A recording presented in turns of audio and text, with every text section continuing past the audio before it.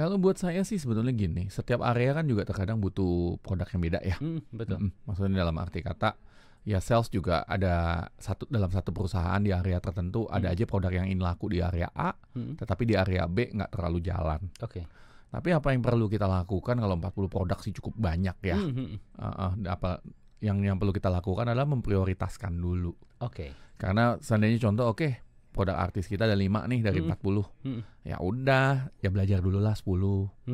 Iya. Kita lihatlah prioritinya artis dengan high prospect. Fokus di high prospect dulu. Iya. Ya kan? Maksudnya kan manajemen dari perusahaan juga kan tahu sebenarnya high prospect di area tersebut itu apa sih. Betul. Atau kita juga bisa cek competitor analysis sebenarnya kok si kompetitor itu jualan produk ini laku banget ya. Sebetulnya kita punya produk juga yang cukup menarik, bersaing, tetapi kenapa nggak jalan? Bisa saja karena sales kita kurang gencar.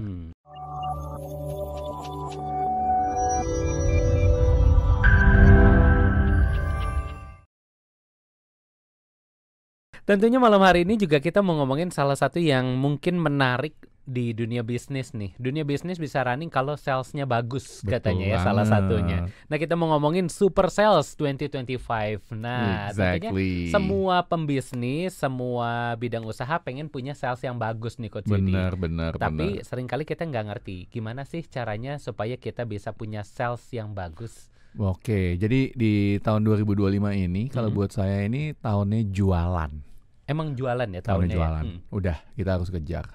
Banyak bisnis terdampak di luar sana adalah karena kurang bisa jualan. Betul. Ya, dan bahasa bisnis itu uang. Dan uang ya bisa didapat kalau kita jualan. Iya, betul. Kalau kita mager doang, ya nggak bakal terjadi apa-apa nih. Tapi kenapa sih hari ini saya cari topik Super Sales 2025? Karena banyak orang di luar sana, pembisnis di luar sana mau coba jualan tapi masih pakai cara yang lama. Oke, contohnya kayak apa nih cara-cara lama nih Coach? Ya, contoh-contohnya bisa aja ya maksa jualan gitu loh. Kan ada juga yang tipe-tipe penjual itu yang cuman ngarepin bahwa pelanggan itu datang gitu loh. Oke. Iya, nggak jemput bola. Iya. Atau hanya berharap bahwa ya barangnya bisa kebeli sendiri tanpa banyak usaha. Pengennya tipe kalau yang customernya datang nanya-nanya gitu ya Coach ya. Betul. Dan ya udah bisa beli sendiri karena produknya produk artis. Tapi kan kita bisa lihat juga sendiri sekarang banyak banget pergeseran customer ya. Dalam arti kata kita lihat aja industri mobil. Oh iya. Ya kan? Banyak gak industri mobil di luar sana yang brand-brand baru yang sebelumnya kalau kita sebut 5 tahun yang lalu itu nggak pernah kedengeran tuh. Iya betul ya. Apalagi sekarang dengan teknologi sekarang banyak pendatang baru di dunia mobil ini yang akhirnya bisa bersaing dengan brand yang sebenarnya udah existing dari lama ya. Betul. Artinya apa? Artinya ada shifting tuh antara behavior customer. Ya kan? Dan untuk gimana sih kita kalau bicara tentang brand baru, kita bicara tentang brand lama, pasti harus ada perubahan nih di sales force-nya. Karena kalau sales force kita nggak kuat, apa yang terjadi dengan adanya kompetitor yang lebih kuat, bisnis kita bisa terdampak. Oke. Tapi sebenarnya di tahun 2025 ini Coach, sales seperti apa sih sebenarnya yang cukup efektif untuk bisa dilakukan para pengusaha? Oke, saya rasa sih salah satu hal yang harus bisa dilakukan oleh pengusaha ya, yakni membuat sales yang kredibel. Apa tuh Coach? Kredibel itu banyak nih. Kita kupas satu-satu boleh ya Coach ya? Boleh. Nah kalau kita bicara sales yang kredibel kan yang pasti salesnya harus ngerti ya.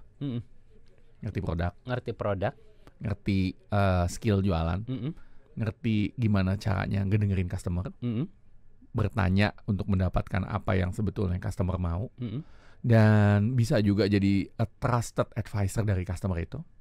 Nah, dan juga yang satu lagi, yang paling penting bisa building relationship. Oke, karena building relationship juga merupakan salah satu hal yang penting dalam sales ya. Penting banget. Kita mulai dulu dari yang pertama nih Coach, dari product knowledge. Bagaimana kita mengenal produk. Sebenarnya sebagai seorang sales, sejauh apa sih kita harus mengenal produk kita dan apakah ada dalam tanda kutip extra miles yang harus kita lakukan dalam mengenal produk kita? Nah, kesalahan sales pertama adalah biasanya nih, dia hanya tahu produk artis aja. Oh iya, yang unggulannya ya. Unggulan aja. Jadi contoh kita ada 10 produk nih. Kalau yang laku 2 ya udah, dia hanya niatnya ngejualin 2 itu. Oke. Dan kalau kita tanya tentang 2 itu ya dia paham banget tentang 2 itu. Tapi kalau memang ada produk baru yang mungkin profit marginnya lebih tinggi, kita tanya AO atau alias bingung. Iya, betul. Dan di zaman sekarang di mana profit margin juga semakin menantang ya. Karena juga ada tantangan bukan hanya internal tapi juga dari luar. Betul. Ya, sales juga harus bisa lebih cari suatu niche di mana produknya bisa lebih banyak laku. Karena untuk ngedongkrak profit margin lah. Karena kalau kita ngejualin produk artis doang, yang terjadi apa? Produk yang lain nggak jalan. Kalau produk artisnya tergerus gimana? Oh iya benar, nggak ada backup ya. Nah itu kan bagaimanapun juga kan segala sesuatu harus dipupuk ya. Iya betul. Artis juga kan dulunya bener figuran, ya? betul nggak? Ya berprogres kan? ya. Nggak bisa langsung jadi artis gede, ya kan? Betul. Sama juga dengan produk. Tapi pertanyaannya, seringkali perusahaan itu terjebak untuk hanya jualan produk artis saja. Karena salesnya. Karena salesnya hanya fokus ke situ ya. Iya. Padahal siapa tahu produk-produk lain ini juga bisa jadi the next artisnya ya. Betul. Dan sebenarnya kan kita kan selalu berpikir tentang the next generation. Betul. The next generation of product. Karena yang dulu artis bisa jadi artis lawas lama-lama. Oh iya benar ya. Udah nggak relevan lagi sama keadaannya. Udah nggak relevan lagi. Iya. Dan itu banyak sekali terjadi oleh company. Atau bahkan company-company yang stuck sama produk artisnya. Dan akhirnya produk artisnya nggak laku. Ya udah gulung tikar. Betul. Tapi Coach juga memang ini harus menyadari ada beberapa bisnis, mungkin UMKM juga yang mungkin produknya ini banyak sekali Coach. Betul. Misalnya 40 produk, 50 produk. Bagi seorang sales ini lumayan PR nih. Ngapalin 40 produk dengan segala pengenalannya, kelebihan kekurangannya. Apakah yang harus dilakukan sebagai seorang pemilik bisnis? Apakah kita harus perlu men-scale ulang produk-produk yang kita miliki, atau justru ada teknik khusus nih bagi para sales agar mampu untuk bisa menguasai ke 40 atau 50 produk ini sebenarnya Coach? Kalau buat saya sih sebetulnya gini, setiap area kan juga terkadang butuh produk yang beda ya. Betul. Maksudnya dalam arti kata, ya sales juga ada dalam satu perusahaan di area tertentu ada aja produk yang ingin laku di area A, tetapi di area B nggak terlalu jalan. Tapi apa yang perlu kita lakukan kalau 40 produk sih cukup banyak ya. Apa yang perlu kita lakukan adalah memprioritaskan dulu. Karena seandainya contoh produk artis kita ada 5 nih dari 40. Ya udah, ya belajar dulu lah 10. Kita lihatlah prioritinya artis dengan high prospect. Fokus di high prospect dulu. Ya kan? Maksudnya kan manajemen dari perusahaan juga kan tahu sebenarnya high prospect di area tersebut itu apa sih. Betul. Atau kita juga bisa cek competitor analysis sebenarnya kok si competitor itu jualan produk ini laku banget ya. Sebetulnya kita punya produk juga yang cukup menarik, bersaing, tetapi kenapa nggak jalan? Bisa saja karena sales kita kurang gencar. Jadi nggak usah langsung semuanya lah 40-40-nya. Tetapi ya agak berat ya soalnya kalau 40 ya langsung ya. Kami bertahap. Bertahap gitu loh. Sama kalau kayak kita ngangkat beban kan nggak bisa langsung 20 kilo pakai satu tangan. Betul. Kalau udah biasanya 5 kilo ya coba 7 kilo dulu pelan-pelan gitu ya Coach ya. Pelan-pelan gitu kan. Tapi untuk para pemilik bisnis nih Coach, mungkin punya misalnya 10 sales nih. 10 salesman, lalu dia punya 40-50 produk. Tentunya juga kita dalam memberikan tanggung jawab kepada setiap salesman nih pastinya sama. Betul. Tapi kan kemampuan salesman nih nggak sama nih Coach. Apa hal-hal tips and trick yang bisa kita lakukan dalam mentraining karyawan ini supaya semuanya bisa kurang lebih memenuhi kriteria atau standar yang sama bagi perusahaan walaupun skill mereka berbeda-beda? Betul. Nah biasanya sih saya kalau pas lagi coaching ya, itu saya skill mapping dari sales team saya. Skill mapping ini apa nih Coach? Ya jadi simpelnya gini lah, masing-masing sales seperti yang kayak Hans cerita kan beda ya. Betul.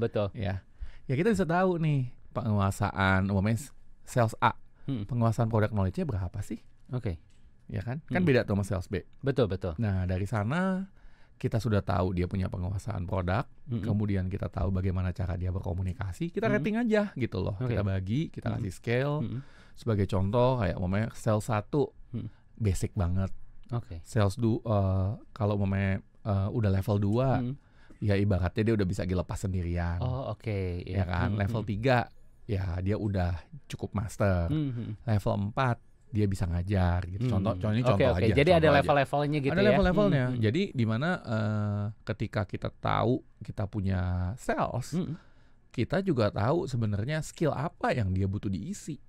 Iya betul. Iya kalau daripada kalau kita punya sales 20 atau 10, kita mana ingat sih masing-masing skillnya gitu. Betul, ya kan? sulit ya untuk menghafalnya ya. Tapi kan sebetulnya banyak the skill-skill yang dibutuhkan untuk sales untuk bisa jualan lebih mudah kan. Iya, betul. Bukan hanya komunikasi, bukan hanya product knowledge, bukan hanya bagaimana caranya bertanya atau convince, ya kan? Banyak gitu loh.